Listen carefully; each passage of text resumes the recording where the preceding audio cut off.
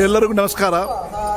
ಇವತ್ತು ನಾವು ಈ ಸೌದಿ ಅರೇಬಿಯಾದ ನೆಲದಲ್ಲಿ ಕನ್ನಡದ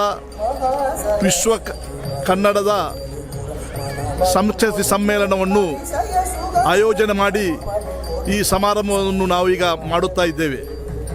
ಇದು ಪ್ರಪ್ರಥಮವಾಗಿ ಸೌದಿ ಅರೇಬಿಯಾದಲ್ಲಿ ನಡೆಯುವಂಥ ಒಂದು ವಿಶ್ವ ಕನ್ನಡ ಸಾಂಸ್ಕೃತಿಕ ಸಮ್ಮೇಳನ ತುಂಬ ವಿಜೃಂಭಣೆಯಾಗಿ ಇವತ್ತು ನಡೆಯುತ್ತಾ ಇದೆ. ಇದಕ್ಕೆ ನಮ್ಮ ಕರ್ನಾಟಕದ ಎಲ್ಲ ಸೌದಿ ಅರೇಬಿಯಾದಲ್ಲಿ ನೆಲೆಸಿರುವಂಥ ಜನರು ಅಲ್ಲದೆ ನಮ್ಮ ದುಬೈ, ಖತರ್, ಬಹ್ರೇನ್, ಮಸ್ಕತ್, ಕುವೈತ್ ಅಂಥ ರಾಷ್ಟ್ರಗಳಿಂದ ಕೂಡ ತುಂಬ ಜನ ಬಂದು ಈ ಕಾರ್ಯಕ್ರಮದ ಯಶಸ್ವಿಗೆ ಶ್ರಮಿಸ್ತಾ ಇದ್ದಾರೆ. ನಮಗೆಲ್ಲರಿಗೂ ತುಂಬ ಸಂತೋಷ. ನಾವು ಇಲ್ಲಿ ಎಲ್ಲ ಸಹೋದರರು ಸೇರಿಕೊಂಡು, ಎಲ್ಲ ಸರ್ವ ಧರ್ಮದವರು ಸೇರಿಕೊಂಡು ಈ ಸಮ್ಮೇಳನವನ್ನು ನಾವು ಮಾಡಿ ನಾವೊಂದು ಮಾದರಿಯಾಗಿದ್ದೇವೆ. ಇದು ನಮ್ಮ ಕರ್ನಾಟಕಕ್ಕೆ ಅಲ್ಲ, ನಾವೊಂದು ವಿಶ್ವಕ್ಕೆ ಒಂದು ಸಂದೇಶವನ್ನು ಕೊಡ್ತಾ ಇದ್ದೇವೆ.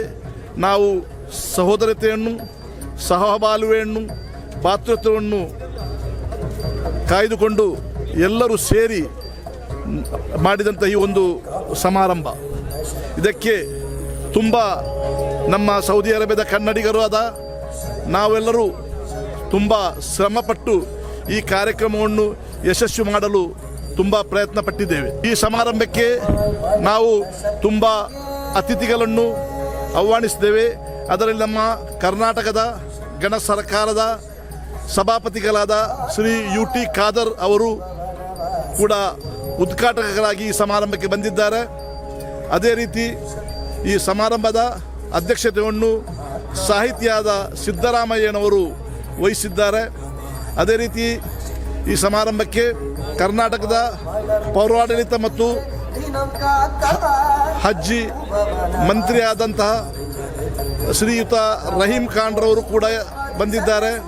ಅದೇ ರೀತಿ ನಮ್ಮ ಆರತಿ ಕೃಷ್ಣ NRI ಫೋರಂನ ಚೇರ್ಮನ್ರಾದಂಥ ಆರತಿ ಕೃಷ್ಣರವರು, ಅದೇ ರೀತಿ ನಮ್ಮ ಪುತ್ತೂರು ಶಾಸಕರಾದಂತಹ ಶ್ರೀ ಅಶೋಕ್ ರೈವರು ಕೂಡ ಈ ಸಮಾರಂಭಕ್ಕೆ ಬಂದಿದ್ದಾರೆ. ಅದೇ ರೀತಿ ನಮ್ಮ ದಕ್ಷಿಣ ಕನ್ನಡದ ಸಾಮಾಜಿಕ ನೇತಾರರಾದಂತಹ ಪದ್ಮರಾಜರವರು ಕೂಡ ಈ ಸಮಾರಂಭಕ್ಕೆ ಬಂದು ಈ ಸಮಾರಂಭವನ್ನು ಚೆಂದ ಕಾಣಿಸಿದ್ದಾರೆ. ಅದಕ್ಕೆಲ್ಲ ಅವರಿಗೂ ಕೂಡ ನಾನು ನಮ್ಮ ಈ ವಿಶ್ವ ಕನ್ನಡ ಸಂಸ್ಕೃತಿ ಸಮ್ಮೇಳನದ ಆಯೋಜಕರ ಪರವಾಗಿ ನಾನು ಅವರಿಗೆ ಧನ್ಯವಾದವನ್ನು ಹೇಳಲಿಕ್ಕೆ ಬಯಸುತ್ತೇನೆ.